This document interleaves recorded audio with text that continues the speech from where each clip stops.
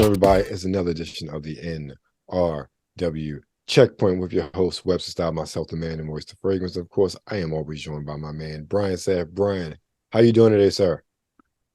Doing okay. Doing okay. Long Long day. day, huh? Yes. Yes. Understood. Well, let's talk one of our favorite things, gaming. After 2 weeks of absolute nothingness, we got a couple of games to drop this week. One, a pretty big one. We watched the trailer for a while ago, and I didn't even realize it was coming out. It seems like this week is just a precursor for things to come for the rest of January. First up, we have Children of Silentown, which is going to be in the PS4, 5, Xbox One, SX, Switch, and PC. This is an adventure game developed by Elf Games and published by Daedalic Entertainment. In this game, it's a dark adventure game that tells the story of Lucy, a girl growing up in a village deep in a forest inhabited by monsters. It already sounds like a no-no right there. Yeah.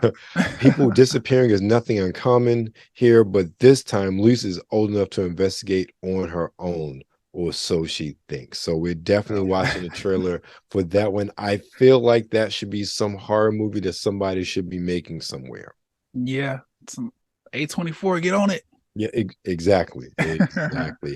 Next up is actually, I don't know if we saw the trailer a while ago, but I know I saw the trailer for this game many months ago, and it looked interesting. That's actually strange because it's a kart racing game, and it is KartRider Drift on mobile and PC, and it is from Nexon, so you know it's online, free to play if it's coming from Nexon. So this is their free to play cross-platform kart racer with arcade thrills, the latest drift-fueled skill competition, and deep kart and character customization running on the Unreal 4 engine. So this is debuting on mobile and PC, but it is slated to come out for PlayStation and Xbox in the near future. Surprisingly, there was no Switch in that one. And you think if you're trying to break into kart racing, the Switch is the way to go. Right. But The I first think console. with something like that, though, with the Switch,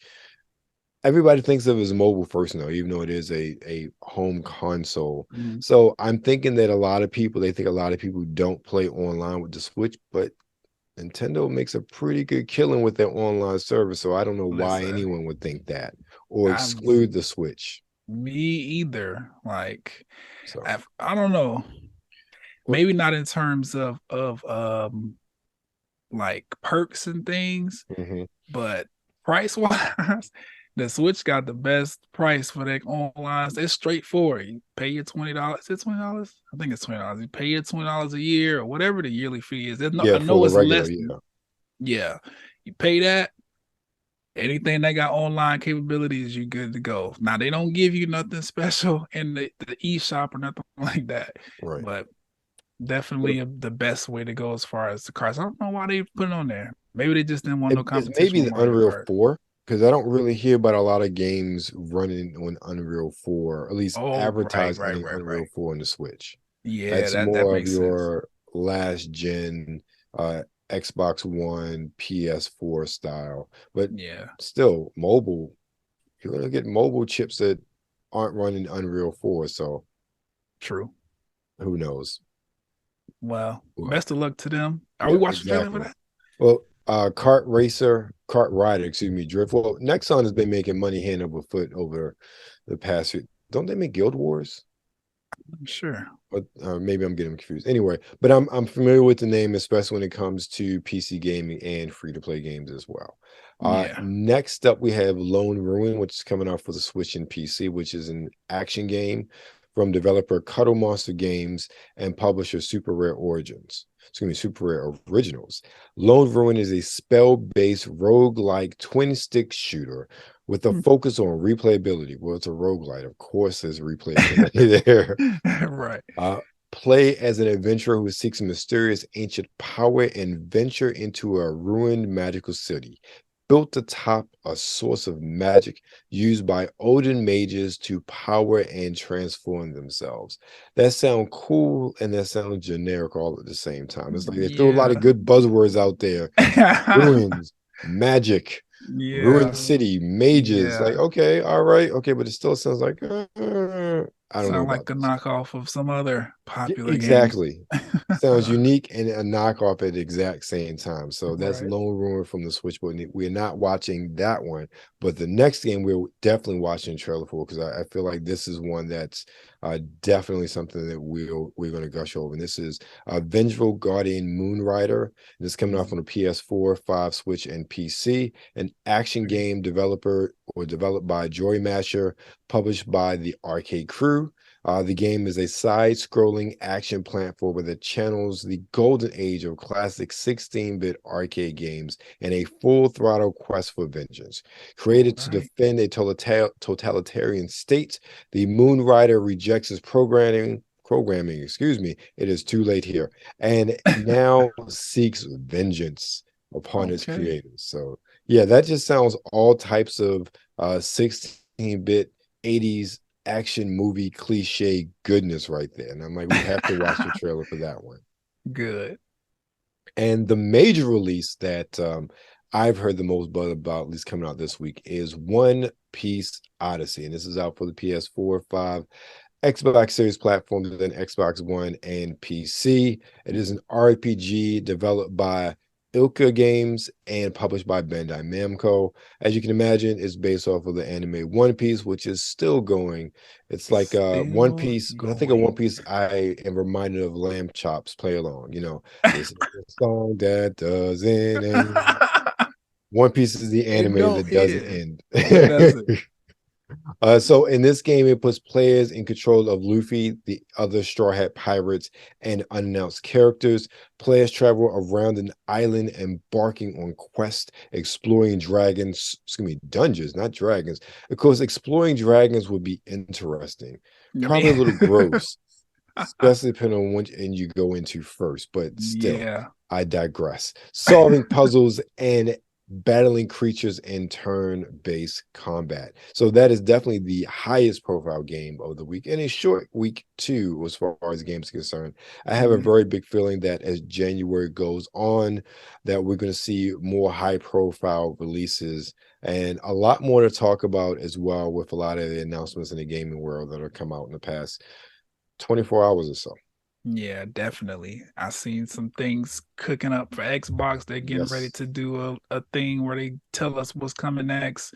Yep. Pretty sure we'll have a PlayStation State of Play coming soon. Nintendo Directs on the way. Say the rumors of Directs, and PlayStation VR 2 is coming out next month. So you know they're going to be talking about that as the month goes on. So so that's our look at the new games for this week as far as just a rundown. Let's look at some trailers for these games. First up is, well, what we just talked about, One Piece Odyssey.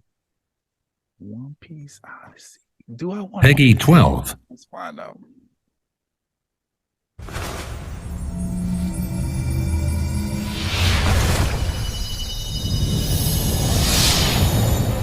Mina, もう一度だ。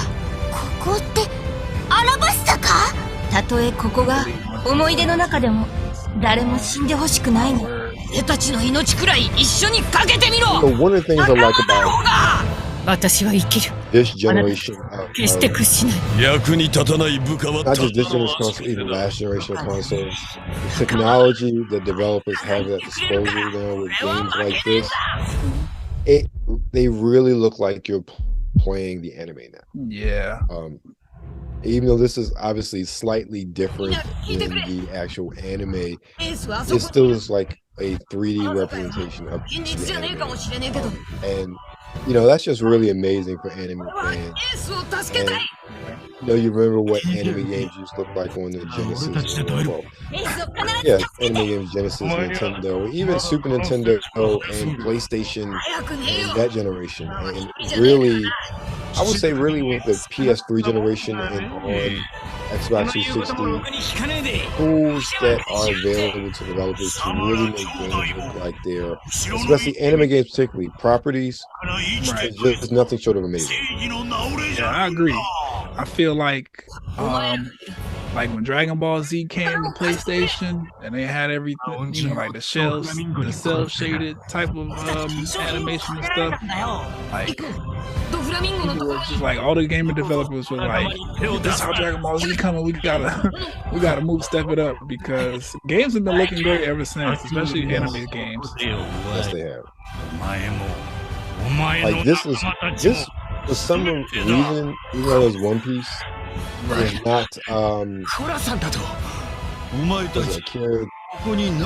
Kiriyama, the Dragon Ball Z designer, creator, because I know he did the artwork and character designs for the last Dragon Quest.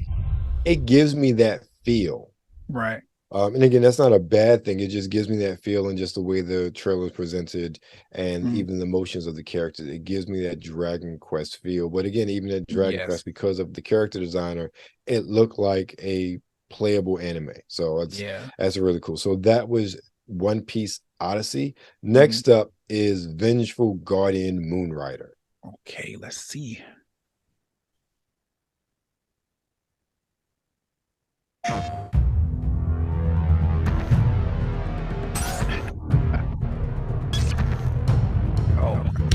Every time we look at trailers for these like 16-bit games, I'm instantly transported back to like arcade at the skating ring, arcade at the bowling alley, arcade at the pool hall. Like my brain just goes way back to my childhood. I'm like, this looks great.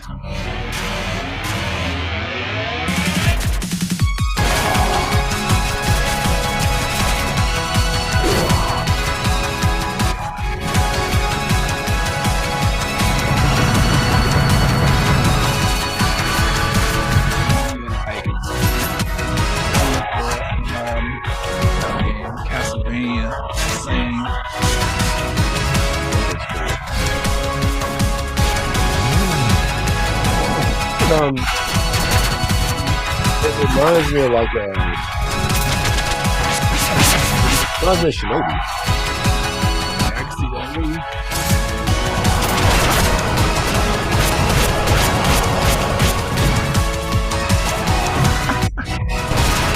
Right? Yeah, it looks cool. It does. It does. I'm really waiting for them. I'm waiting for whoever it was that has the rights to the X-Men arcade game. I need that to come back, because I never finished that story. That was Konami. They need to. They really need to. Yeah. I was mad when they discontinued that, and then I was mad they make that backwards compatible, because I bought that back on the 360. So okay, wow, it's locked. Yeah. On the 360. So that was Vengeful Guardian Moonrider. Last up is Children of Silentown. I bet you they talked about this. Past Nightfall. Right. The art style fits.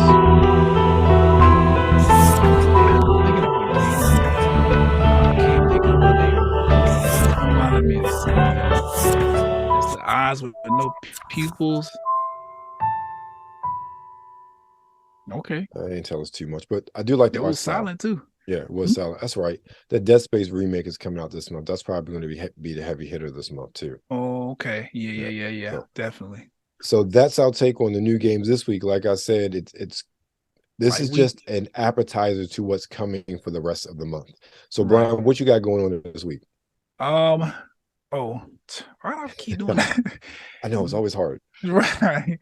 Here we go. Talk+Play blerdcast. I put an episode out 2 days ago. I don't know when you're watching this, friends and family at home, but there's an episode out. It's entitled 2023 for Rent. That is where I'm talking about a few things. It's light, just like this week for the games. Other than that, I'll be here on the NRW checkpoint talking new releases. Nothing else outside of that, really. Oh, YouTube page. I'm starting to get back into YouTube. So if you want to put that ad in, yes, they do take ads now. You put the ad in, I'll pop up. Some things there. Awesome. All right. Thanks, Brian. Well, of course, over at the Saturn Geek podcast by WebsterStyle 138 just dropped, where much like we talked about before, I said I was going to talk about Marvel Phase 4, and it is, was Marvel Phase 4, was the MCU Phase 4 that bad? I don't think it was. I just think that we got a whole lot. We got a whole lot we had the spigot, then we got the fire hose with Phase 4. Right. And Phase 4, I think that really Marvel feasted on the spoils of Phase 3 and just decided to experiment. And outside of things, but they got to experiment with Phase 4, and that's one of the things I talk about there, in addition to, of course, fragrance, style, and short takes on trailers I've seen over the past few weeks, like Evil Dead Rise. Oh my goodness, I can't wait. I'm going to the theater to see that. Definitely. Good. By myself, because I know no one here can go with me. Yeah. Also, the trailer for, a teaser trailer for Payday 3 came out. I'm excited for that. I'm pretty sure we'll talk about it when it gets closer to release. They actually put a full trailer out, but nice. We got a lot to look forward to for games in 2023. Yep. So sounds good. And remember, you are with the Nerds Rule the World. Make sure you check us out on Twitter at the NRW, on Instagram at New Release Wednesday, and of course on YouTube. Make sure you like, share, and of course, always subscribe. Click that bell. For good health.